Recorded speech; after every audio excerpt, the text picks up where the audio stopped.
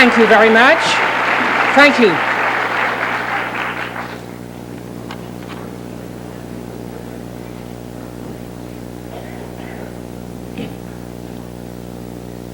Ladies and gentlemen of this community, I deem it a pleasure, an opportunity, and in another kind of sense and obligation to be here before you this evening. It is quite interesting that we have all gathered to commemorate the birthday of one of the greatest men that lived in this century. But really how sad it is that as we commemorate this birthday, that we've still not been able to achieve the realization of that dream that he spoke of before he was taken from this planet called Earth. I think that the Reverend Dr. Martin Luther King would have been quite surprised to be here amongst us today and recognize that the ugly head of racism has reared itself once again in America, and that although it took approximately 15 to 20 years to set the stage for the people of this great nation to recognize that everyone should be regarded as equal regardless of race, creed, or color, that we still have a need, a desperate need, to rekindle the dream, to rekindle the legacy that he died carrying with him, hoping that we will be able to bring to fruition the final realization of said dream. Oh, it is so important to reflect on the philosophies and the values of the man who led this nation out of the shadow of legalized segregation and injustice. No better source exists for a reflection of his vision for America, his dream for the world, and the relevancy of his philosophy for us today than Dr. King's own words. In the prophetic tradition of all great statesmen, which he honored so well, he reminded us that the goal of America is freedom. And while blacks experience racial injustice, that our destiny somehow was tied up and continues to be tied up with the destiny of America. His words, some 20 years later, still ring with an insight which has not been equaled by any other American, for he alone understood that America could not fulfill her creed of justice and liberty for all as long as one group of Americans suffered under the unjust laws of racial discrimination. As Dr. King said in a letter from Birmingham City Jail, in response to a letter from white Alabama clergy who opposed the civil rights demonstration as being untimely and unwise, Dr. King reminded them, even the clergy, that oppressed people cannot remain oppressed forever, that the urge for freedom will eventually come, and come it certainly did, not only for blacks, but for other racial minorities, women, and others who demanded their right to fully participate in the fruits of this society. Dr. King's profound understanding that freedom is never voluntarily given by the oppressor. It must be demanded by the oppressed. And today, many Americans still yearn for that promise of freedom. And while the for whites only signs of legal segregation have been removed, while Birmingham is no longer ruled by a segregationist sheriff, but now has a black mayor, while the heart of the Confederacy, Virginia, now has a black lieutenant governor, many minority Americans still face the threat of arbitrary, racially motivated violence. Whether it is the lynching of the young black man in Mobile, Alabama a few weeks ago, whether it is the beating to death of an Asian youth in Detroit, or whether it is the harassment of blacks in the white neighborhoods of Southwest Philadelphia. Racism, although many of us would prefer not to hear that word, still remains a very ugly blot on our society. And while public discussions of racism often make many of us uncomfortable, we cannot hope to realize Dr. King's dreams that all men are indeed created equal unless we acknowledge that inequality is still a major issue in American society today.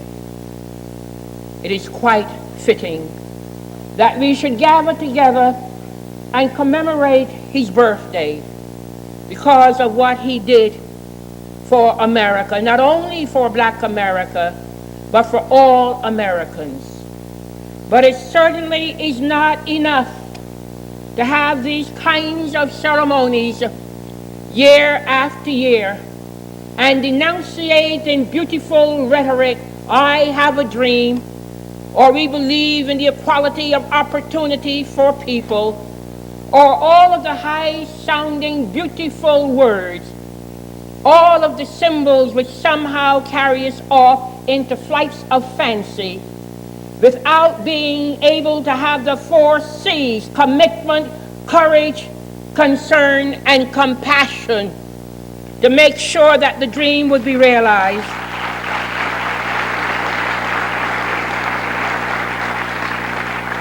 It is not enough to celebrate Brotherhood Week, which we will be celebrating very soon, because what has happened to us in America is that we have become so caught up with the outer symbolisms and the superficial manifestations of behavior, and yet in the depths of our souls, our hearts, and our guts, we see people around us day in and day out who are not attempting to carry out the dream as Dr. King had envisioned it. The demand for dignity, equality, and jobs and full citizenship continues for many, many Americans who feel pushed aside by the system. We have to recognize in our great country that it was during the 60s when we had the civil rights movement, and a little bit later into the 70s, when we in this democratic nation, with a representative form of government, had to revert to artificial mechanisms and or instrumentalities in order to make sure that certain segments of the American society will be able to have their day in the sun. How sad it is that we have to speak even today about a 10% set aside, about affirmative action, and about all of these different mechanisms that we have to utilize because we have not been able to depend on the morality of the consciences of those who are in power to do that which is right by every American.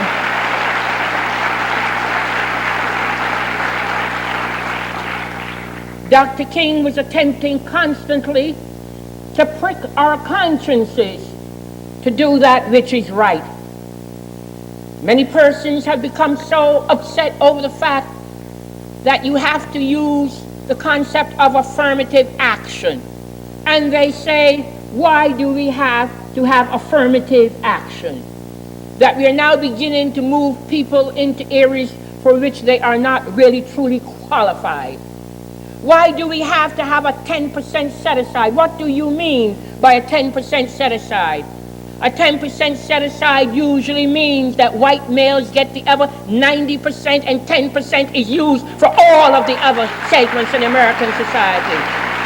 Don't deny that to us. We would never have to indulge and use these kinds of concepts and some of them different kinds of symbolisms if we could depend on those persons who, by the weight of the offices that they hold in this country, the weight of the offices that they hold in municipal government, in state government, and in the federal government, to really carry out what is necessary to be carried out so that we would not only enjoy the rhetoric about the dream, but we would also carry out to full fruition and action what that dream has really come to mean in the United States of America.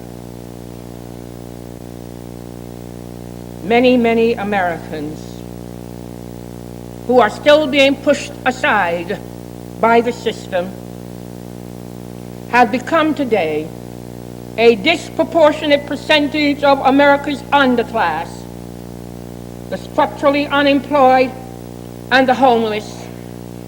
I have been in 25 states in the past 6 months, and one of the things that lingers with me constantly as I go from one city to another, whether it is in the north, south, east, or west, is to see the presence of so many Americans, black and white, young and old, lying in the streets all through the night because there is no place for them to live.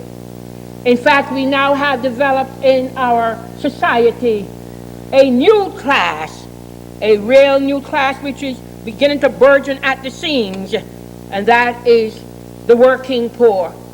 The working poor, of whom many are now found on the streets, because although they are working and might be able to pay something for a shelter, there are not homes in the city that will meet the budgets that they have in order for them to be indoors.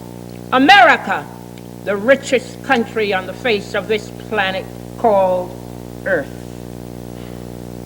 The callous attitude of the government towards America's new underclass should not really come as any real surprise to us, because we should remember that the civil rights movement received little interest or support initially from the federal government, because state governments were very openly hostile towards the effort to break the Jim Crow laws of the South.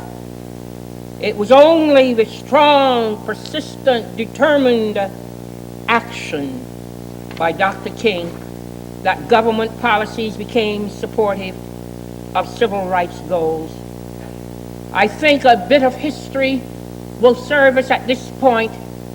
And let me just say to you, we must remember that in this great nation of ours, was conceived in racism. Racism which has been so inherent in the bloodstream of America.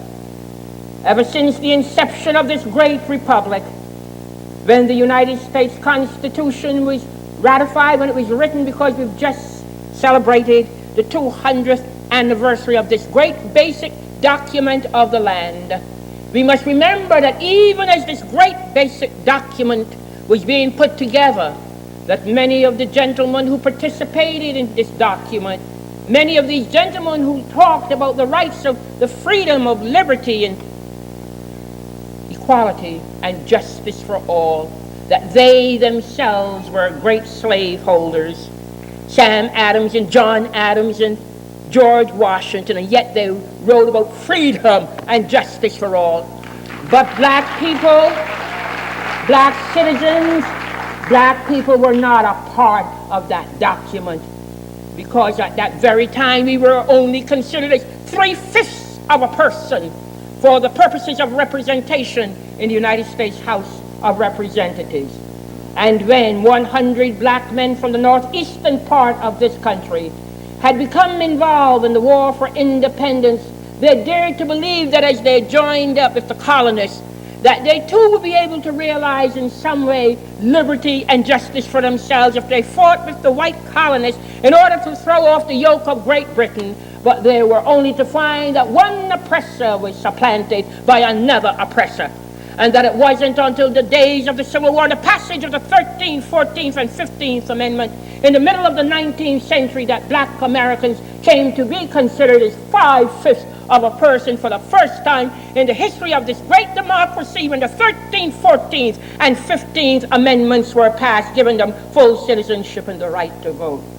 So I don't have to tell you that I'm up here saying these things because I'm a black female. As Al Smith used to say, let the record speak for itself.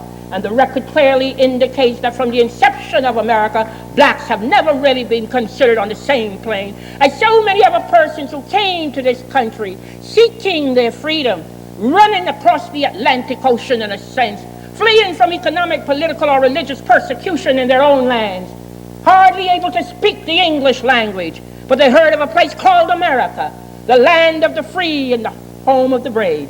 And they came hoping for the realization of some of their aspirations and some of their dreams. But for black Americans, that was not to be, because the words at the foot of the Statue of Liberty did not have any meaning for them. They came here to provide the back-breaking slave labor in the cotton fields and the tobacco fields of Georgia, South Carolina, Alabama, Arkansas, and help to make this country become the great mercantile and financial center that it was later to become. Oh, my friends, the blood, the sweat, and the tears of black people lie rooted deeply in the soil of America. And we have been here longer than some of the more recent immigrants who have been able to get so many blessings and so many things that we have not yet been able to achieve.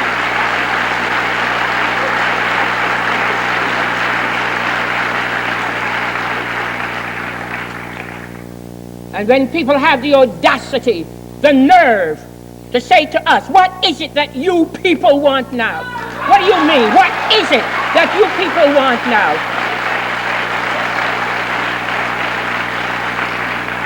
We want no more, no less than every other group that has come to this country. Because most of you in here, your ancestors came from someplace in Europe for the most part.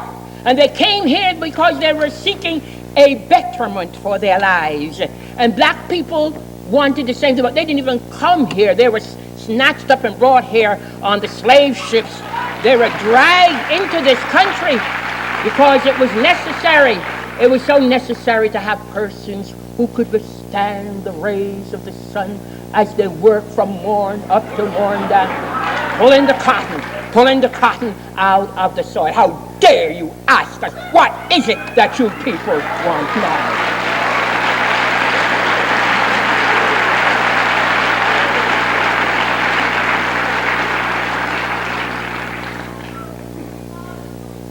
Can we hope? Can we really hope for a truly integrated society with a permanent underclass which is growing by the thousands each year right now in America? The streets of our major cities have become dumping grounds for the mentally ill, the jobless, the homeless, the generally forgotten America. And while expanding constitutional protections to minority Americans was Dr. King's main focus, he also recognized the necessity for economic justice as evidenced by his beautiful call for the Poor People's Campaign in 1968. And at that time, Dr. King said, and I quote him, "We will place the problems of the poor at the seat of government of the wealthiest nation in the history of mankind." He announced that if that power refuses to acknowledge its debt to the poor, it will have failed to live up to its promise to ensure life, liberty, and the pursuit of happiness to its citizens. To some extent, government did respond to that call for economic justice with the Great Society program brought in by the Johnson administration. But with the 80s, the era in which we are now living, we have developed a kind of new rationale for ignoring the interests of the poor. It's called compassion fatigue, which basically means we're tired of your problems and you'll have to fend for yourself. The government has decided to stand as a tail light behind others rather than as a headlight leading towards higher levels of justice, in this case, economic justice. As citizens of this great republic, if we hope to maintain America's creed of equality, we have to call upon our government and our leaders to address the needs of our brothers and our sisters who make up the ranks of the disadvantaged. The time has come once again in America when we cannot sit back like complacent armchair recipients and see eroding before us day in and day out, month in and month out, the kinds of gains that we were able to make during the 60s. During the 60s, we saw how the society began to change. Not because those who were in authoritative policy-making positions in government suddenly had some kind of deep humanity within their hearts to bring about changes. Because even today, those who are the beneficiaries of the status quo and this system don't want to change anything. It was due to the different movements when people were activists at that time. We saw the rise of the women's movement, the second swing of the women's movement in the 1960s, when women said, we want to be judged on the basis of our education and our experiences and not on the basis of our gender. Because there's stupid women and there's stupid men. They're brilliant women and they're brilliant men.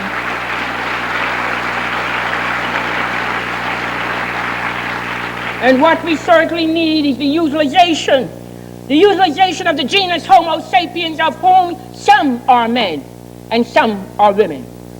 We saw the civil rights movement with our white allies going into the South, beaten, jailed, engaged in all kinds of nonviolent activities, as Dr. King was teaching us at that time. Thank God I had the fortune to know him.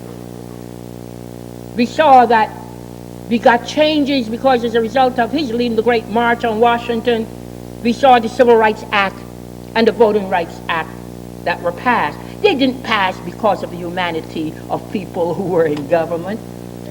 We saw the rise of the environmentalist movement when people became cognizant of the fact that we were breathing in much sooty air that would affect our lungs and inevitably our health, and the kind of water that we were drinking from our rivers and our lakes.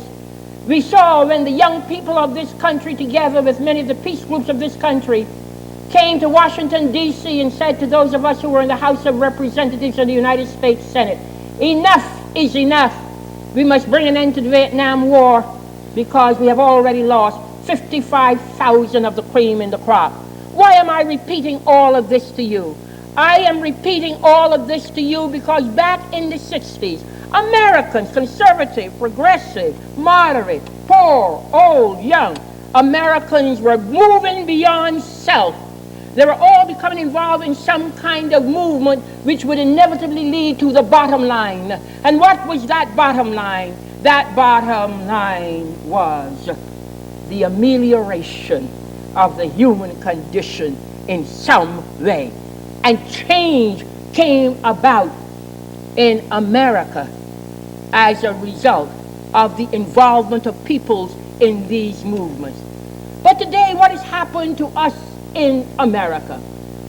The overwhelming majority of us are like Rip Van Winkle, fast asleep. We don't even know we're sleeping, some of us.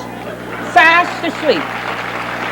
Not involved in anything beyond self. There is such a kind of selfishness that is so utterly pervasive in America today that by the time President Ronald Wilson Reagan gets on his white horse and traipses back to California, we will find that we have to start all over again because there would have been such an erosion of the gains that we made in the 60s and the 70s.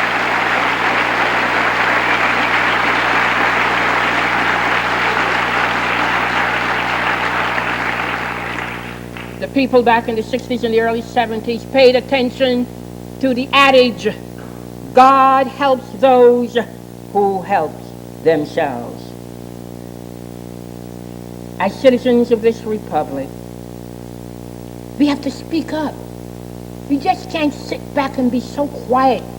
No wonder our president says to us, and I don't blame him one bit, when he says to us, I have a mandate. Of course he has a mandate because you all don't speak up. He has a mandate because silence always gives tacit approval. There's no speaking out today on anything. What we do is we just complain to each other. We get on the telephone and we chip, chip, chip, chip, chip, chip, and we have to talk about what's going on. But we have no profiles in courage any longer. We're all pack up, all of the same pack. Sheep blindly following other sheep. Nobody has the guts, the audacity, the nerve, the resiliency, the determination, the stamina to stand up and say, let's take a lesson from the late Dr. Martin Luther King to lead us once again on a higher plane. Nobody does that. Then demands are being made for billions of dollars of different cuts in educational and housing assistance. It is our job to speak up for those who will be made homeless with reductions in housing support. When bilingual education is undermined through regulatory restrictions, we must speak for the generations of children who will be denied an adequate education. When our immigration laws are used against refugees from Central America, we must support those in the sanctuary movement whose civil disobedience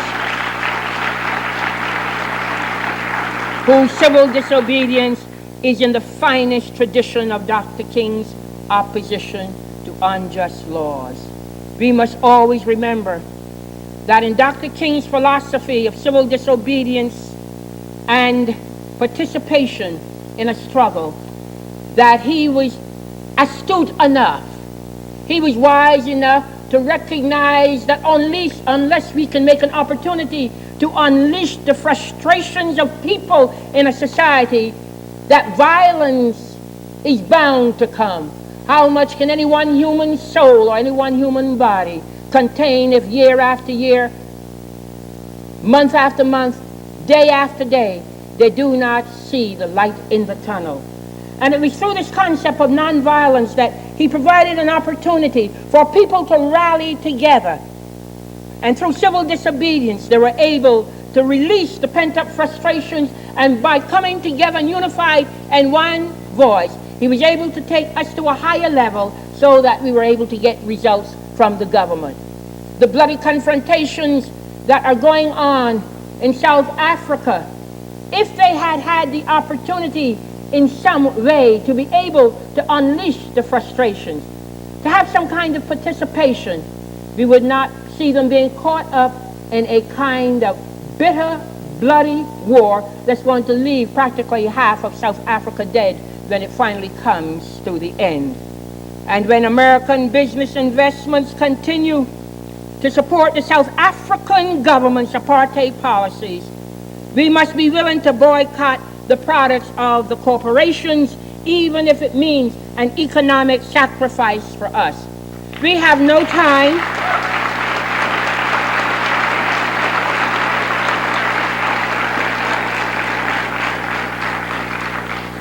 we cannot indulge in hypocrisy morning, noon, and night and try to get away with it. I resent those situations where people celebrate Brotherhood Week once a year because it is the appropriate thing to do. The rhetoric, Brotherhood Week, everybody gets excited. You got to have a Jewish person, a black person, Italian person, a German person, all different kinds of persons seated on a panel, sharing with the audience what it means for brotherhood. And you watch them for the rest of the year, and you watch them for the rest of the week, and you see some of them as real estate operators prohibiting blacks and Hispanics and other people from coming into neighborhoods to live. I exposed that 4 years ago in New York City, where 3 of these people seated on the dais, on the panel, and they're sitting before us, and they were so busy prohibiting other Americans. And I refused to permit the program to go on until they were asked to remove themselves from the stage, and when the time would come,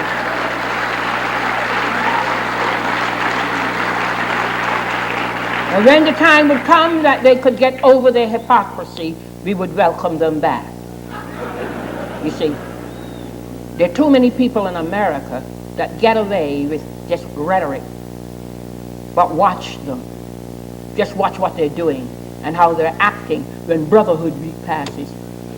Then Martin Luther King commemoration passes, and they go right back to business as usual.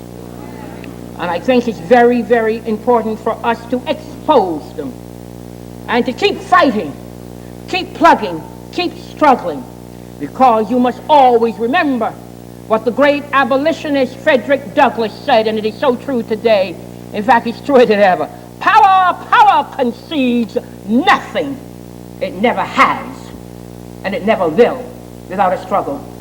And the people who are trying to go up against that power have to realize what the struggle is. And you have to determine the nature of the struggle.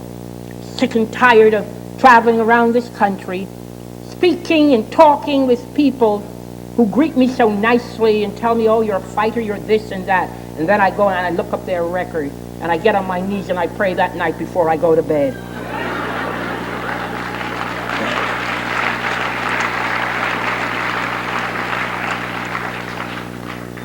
The legacy of Martin Luther King is that it is only through direct action that we can expect change. Through direct action that we can expect change. Many of us are too complacent when it comes to social action. Oh, if you're very well educated, we can call another conference, seminar, meeting, and we can get up and give another speech, another discourse, and talk about the psychological, philosophical, and political ramifications and all that vocabulary. Doesn't mean a thing. What is in your soul? What is your commitment in terms of your fellow men? How do you view the world about you? Are you in a position to be a profile of courage and stand up and take some kind of forceful position? Didn't we say that this nation believes in the Judeo-Christian ideals? With all of the reverends and the ministers and the educators and all of these people that we have, why is it that they do not come out in the forefront in a much more assertive manner and stop hiding behind different kinds of symbols when they do not have in the depths of their soul what the Judeo-Christian ideal and ethic is all about?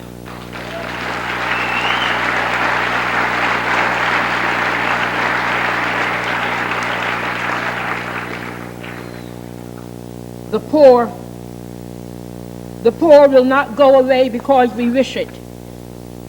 The United States will not soften its hostility towards Nicaragua or halt its attacks on affirmative action and civil rights gains because we wish it.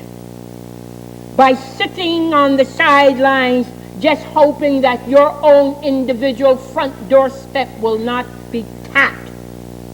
So you sit on the sidelines and you are hoping for change rather than becoming one of the catalysts for change. And we are dangerously close at this very point in time to those moderates Dr. King accused of being more devoted to order than to justice.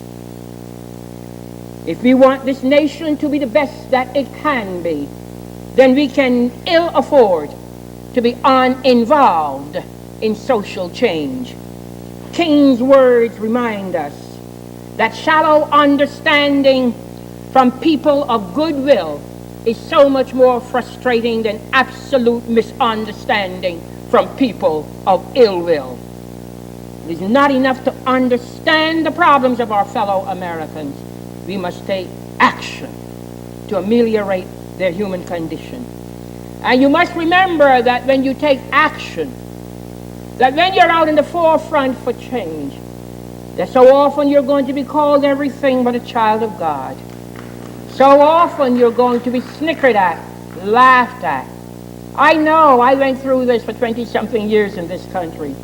And people, in fact, I'm very glad to be on this campus, but I was wondering how I got here. I'll be very honest.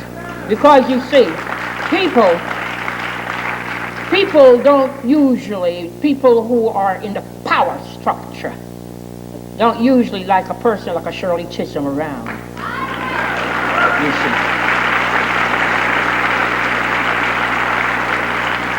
They rather have someone who is more conservative, someone who is softer, someone who won't rock the boat, someone who will be able to assuage their massive guilt by using the most beautiful phrases. Bah humbug! We need people. We need people who have the courage of their convictions. My life is an open book. And it matters not to me whether certain people want to hear me or want to listen to me. I do what my conscience tells me to do, looking to no man walking this earth for approval, but looking only to my God and my conscience for approval.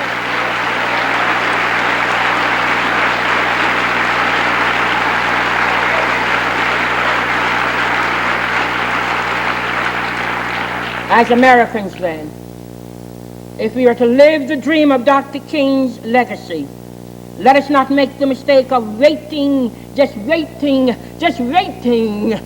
for time to cure all ills.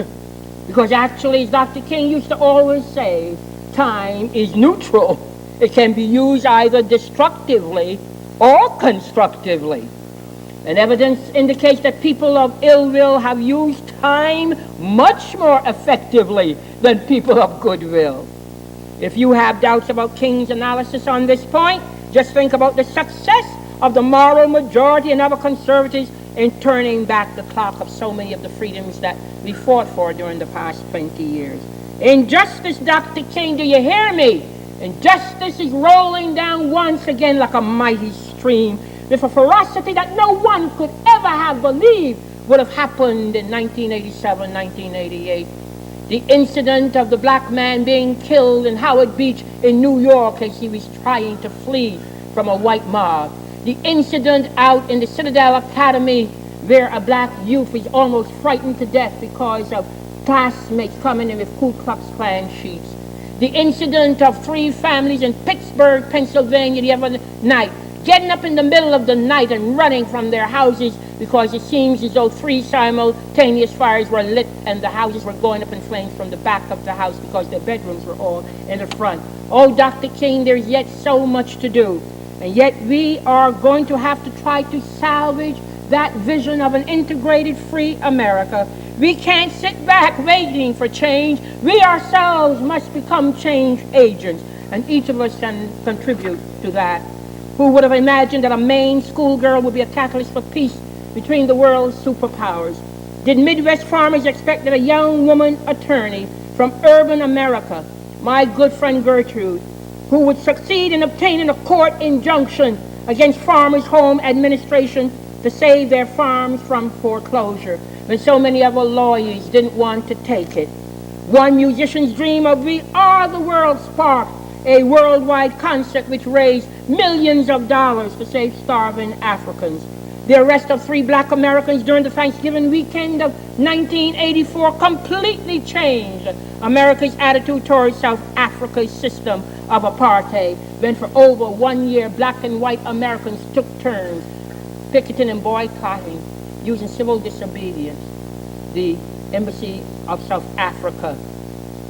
My friends, when one black woman back in 1955 just decided that she was too tired to go to the back of the bus, and that brought about the beginning of that civil rights movement of which Dr. Martin Luther King moved out to the head. One woman who for 50 years ran across this country, sometimes with 103 and 104 degree fever, ailing, but she ran across this country because she was determined to see that women would get the right to vote, and that was Susan B. Anthony.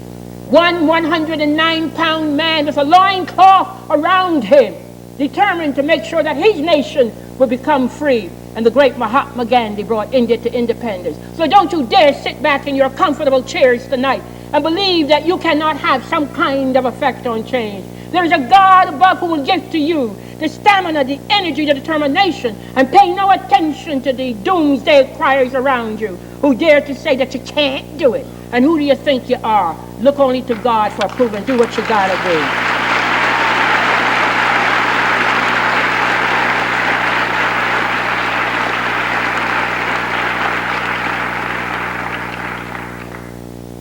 Coming to the end. finally, I want to leave these last few thoughts with you, and I hope it can help you. Martin Luther King was a man of faith who believed, truly believed, that this society's destiny would be determined ultimately by how it treated the least of these, who are the poor and the downtrodden. He truly believed that Americans were caught in an inescapable network of mutuality that was tied in a single garment of destiny. To fulfill our destiny, my friends, as a great nation, we cannot go forward. This country can't move forward. I don't care how rich we are and how we continue with our beneficent, paternalistic attitude towards other peoples of the world. It isn't going to mean a thing. We can't go forward as a nation that is divided and a nation that treats its citizens differently. We cannot go forward as a nation of immigrants. Those are all immigrants in a sense, who now resents foreigners, forgetting how we came. We cannot go forward as a nation which ignores the cries of the homeless and the hungry. We must be moved to direct action to address the ills of this society with a fervor that Dr. King described as a faith that is much stronger than evil triumphant. As we commemorate his achievements on this holiday, you must work for the dream that in some not too distant tomorrow, the radiant stars of love and brotherhood will shine over our great nation with all of their scintillating beauty. The lesson that all of us have yet to learn, that it is only through our ideals of love and social responsibility can we climb to the heights of Acropolis, and in doing so, finally at long last, become one, just one human family. Thank you.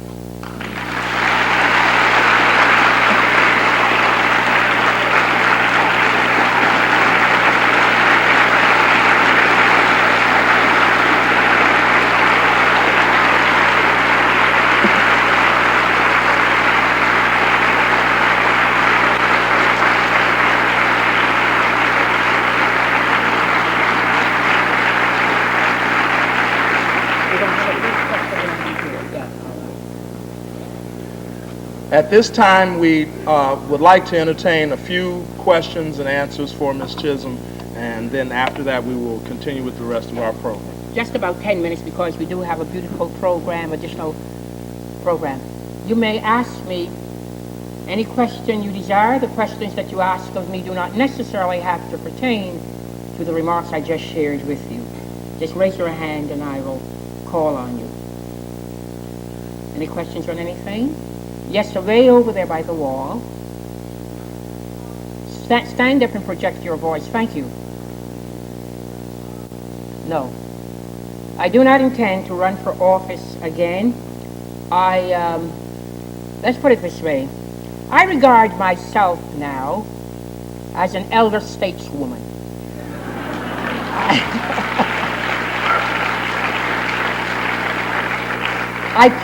I'm very proud, and I'm going to boast. Allow me to do just a wee bit of boasting. I am a political planner and tactician now. Last year, I organized and helped to run the campaign of 5 women in 4-1. One in Arizona, one in Baltimore, Maryland, one in Connecticut, and one in New York. I have learned how to strategize. I've spent 28 years of my life as an assemblywoman, a congresswoman, as a national committee woman, and I learned. And now I'm helping younger type women who are coming along. We have to be able not to leave a vacuum. The black woman who recently became the mayor of Hartford, Connecticut, Carrie Perry, one of my friends. Black woman, the first time the mayor of a big eastern city in Hartford. So I see myself as an elder stateswoman. I do a lot of writing and lecturing and pushing people to run for political office. But one of the things that I've found that blacks and women are not usually up to date on, and it's because they've kept them out of the room where they negotiate business as to how to put campaigns together. It's this whole question of tactics and strategies in campaign. And for over 15 years of my life, I was a campaign speech writer. And I learned a lot from a lot of these mediocre men who ran for office. I learned a lot. Next question. Oh, right here. Yeah. All right, yes.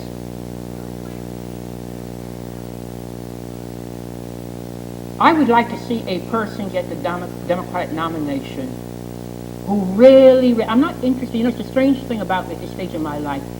I am not really that interested any longer in listening to rhetoric. Gets on my nerves now.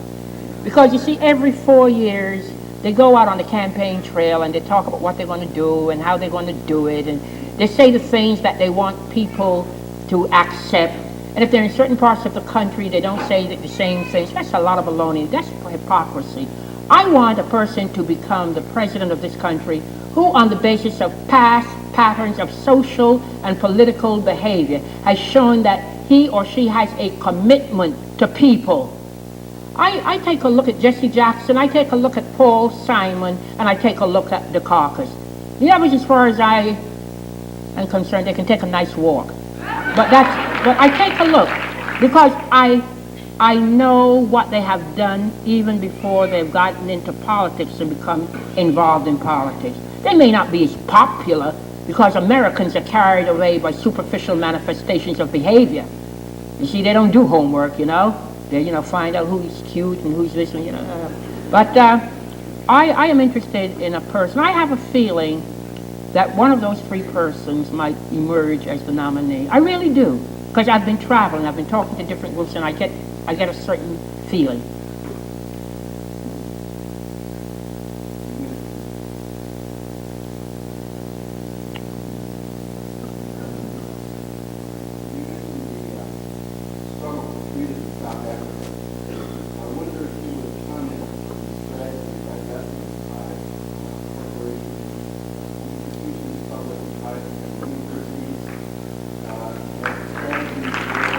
Let me hear.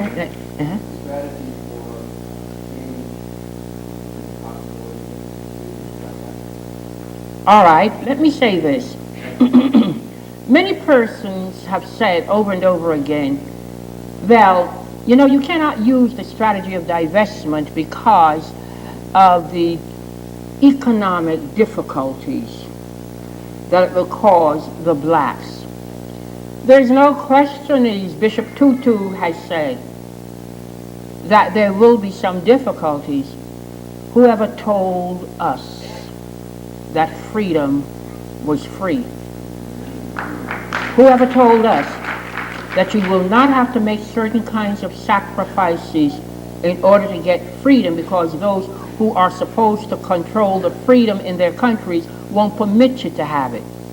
So if the people in the country themselves, in South Africa, I have been in South Africa, and they have said, yes, we're going to have a certain amount of difficulty, but if this is one of the only instruments that we are going to have to utilize, we certainly don't want to bequeath a legacy to the next generations of young black South Africans going through the same apartheid that we have gone through. We're going to have to suffer.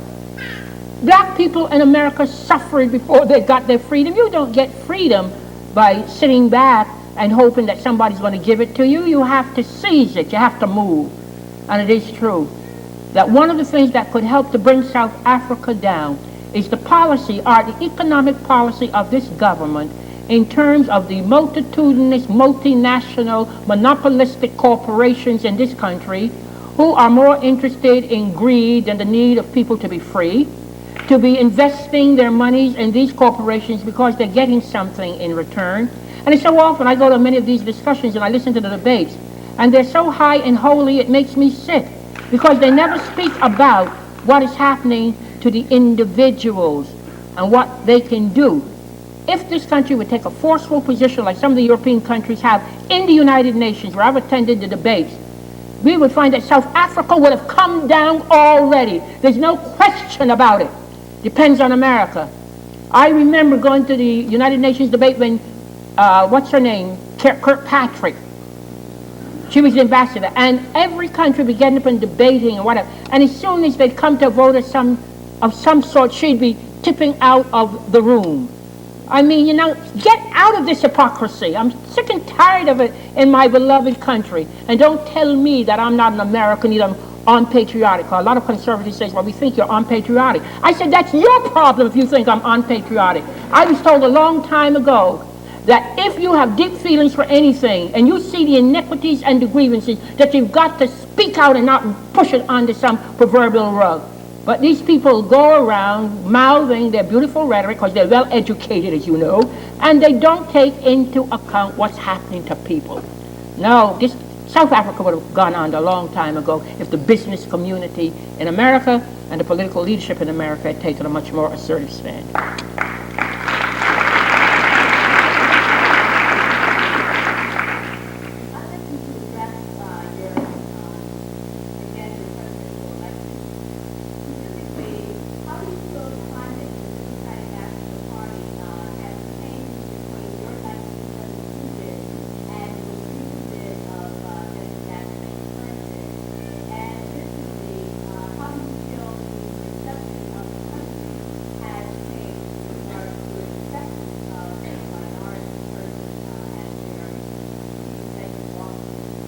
Well, that would take another speech, my dear, and we don't have time.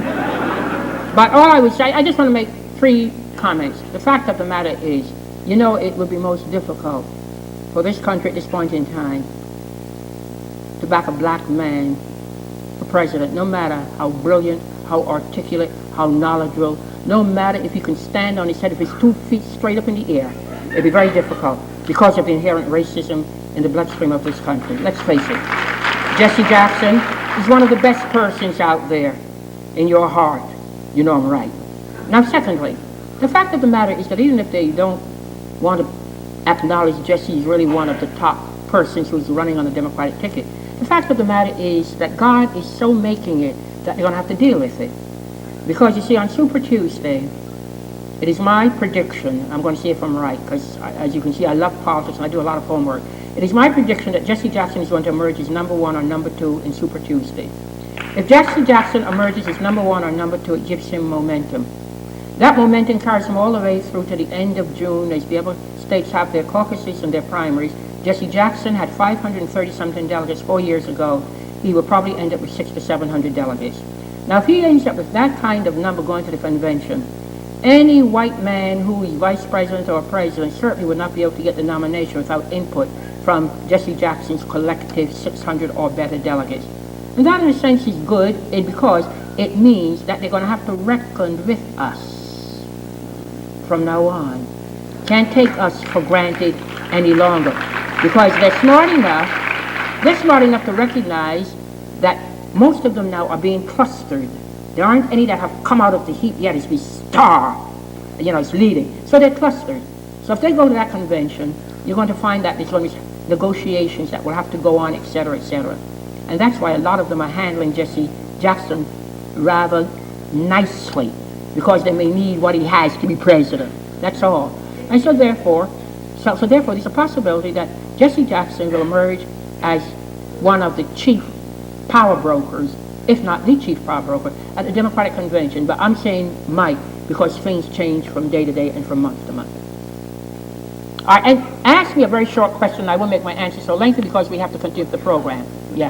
I wanted to ask you about the movement for peace and justice in this country today. There's hundreds of thousands of people involved, yet many of the organizations are still white, middle-class people.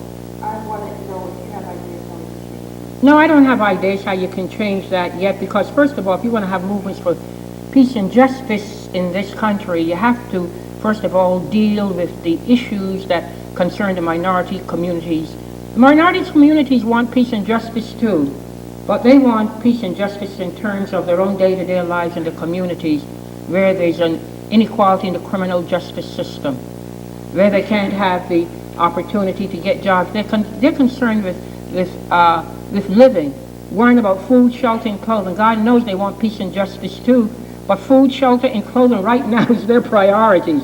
They don't know what is going to happen to them in the future. And people can't become involved in a lot of other wonderful movements until they themselves feel comfortable about their own lives. I remember a few years ago when they were running around this country carrying on campaigns to save the whales, save the whales, save the whales, and ain't nobody saying save the child, save the child, save the child. So it depends on what class of people you're coming from, what economic level you're coming from, what your priorities might be, may not necessarily at this particular point in time be the priorities of people who are fighting just to live day by day.